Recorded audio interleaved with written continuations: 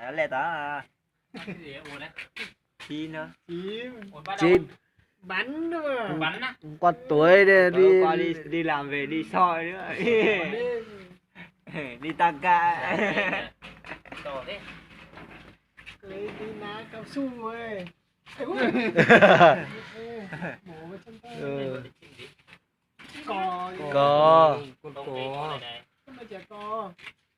Hồi nào đấy con nãy tao sáng nó có thấy kêu ấy. Nè mà mẹ. Ấy mấy con này nó bắt đầu. Tụi mua là cổ bây giờ được cổ bây giờ được hết rồi bây giờ. Ôi cái mồm nó chuẩn đấy dài phết nhỉ. Cái này chỉ dùng cái này để bắt cá thôi mà. Đi xe chắc xe. Cà phê nó thanh nó chọn. Trời có to. Ta chờ nó thắng gặp. Ơ, giống thì đúng cái này tôi. Cho YouTube hết tới nữa.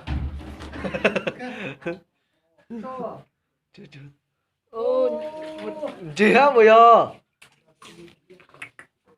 Ôi, rồi nó trên xe có plan tới rồi. Lúc nào mà chưa còn bia rồi nhở? Cứ chơi là YouTube chỉ trong cái xe nữa.对。这太多种菜，太多种太那种菜，太多种，alle sett. Ôi dồi. Ủa, chả kheo Khao cái con bò đấy à? chầu đó. Khao nhất là mở mơ của nó YouTube luôn. Chưa có YouTube luôn.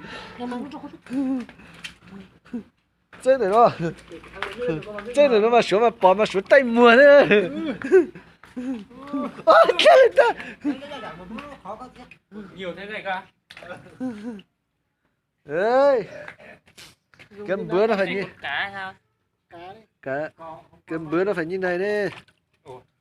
Ô, đâu thể tiền nữa. Nó có cho bao Lỗi. Con là bạn thấy con to nhất mà. Đây. Rồi ôi mày. Cá lô thịt tiêu. Cái này chưa để chân đúng không? Lô thịt tiêu. Thì tôi được cá lô thịt tiêu cho nó cao thịt tiêu đâu. Ui. Mấy lú tê đâu.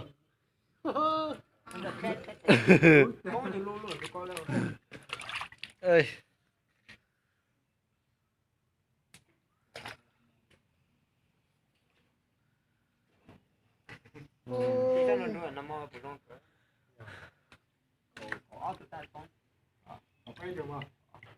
Ô. Có. Ha. Con thế đó chứ. Em mua chó tức giờ mua lấy thứ ao về. Nó mới kịch thôi. Mấy tao lú có chi đâu chứ. Chuột tè lên nhá. Mấy tao lú có chi đây bây giờ. Mấy tao lú có tê lên bây giờ. Cách lên vào đi. Có con thế đó chứ lú im mà. Cho nó chỉ theo hợp bù hay non tao hay là hay à. Hay nè. Chúa phải lú hay sao? Sao? Ôi to đấy.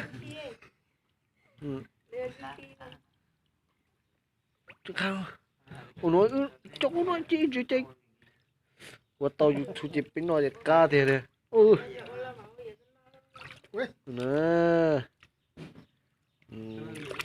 Giờ tiền.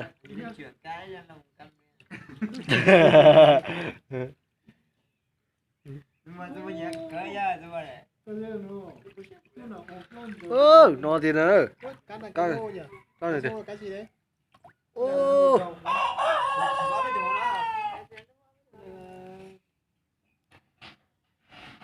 Cho cái tao thì thiệt to cơ. Ít chó nhỏ. Tròn nhỏ.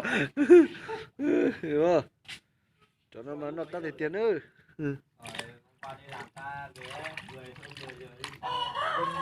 Xe mới chạy nổ xe. Nào sáng rồi ngủ đôi con thì cứ gọi ngoài.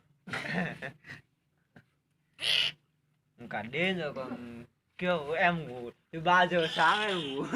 Ngủ có một tí. Ta phải ngủ nhiều. Báo thức ngủ. Báo thức 7 giờ 30 anh ấy chưa đến 7 giờ 30 rồi. ui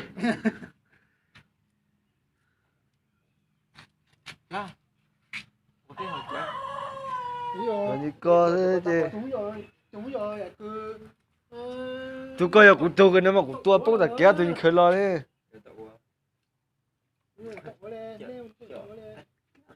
lọ on in nã của nhưng muốn nữa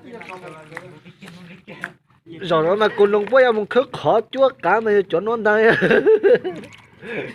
lòng với tích long rồi lấy cao su đi bắn đấy à? cái đau của em á cá này cá gì nhỉ Lúa đồng. ngon đấy Anh ấy chủ ếch còn gì nữa mà không đổ trứng nó đi. hả Trứng ếch đầy đổ nó đi. tí mới rửa xong ừ. Ăn những con cụ của nó rồi. tôi có tư luôn nè tôi chỉ ô mấy trò họ trò mấy trò chơi tí ô ơi đang cho chứ mới cho nó đẹp rồi chứ sang đâu để nó mấy trò chơi bù mua là do nó mấy trò mấy trò chơi mua là chưa chưa mua mua ta là mua nữa mà cái này ấy đây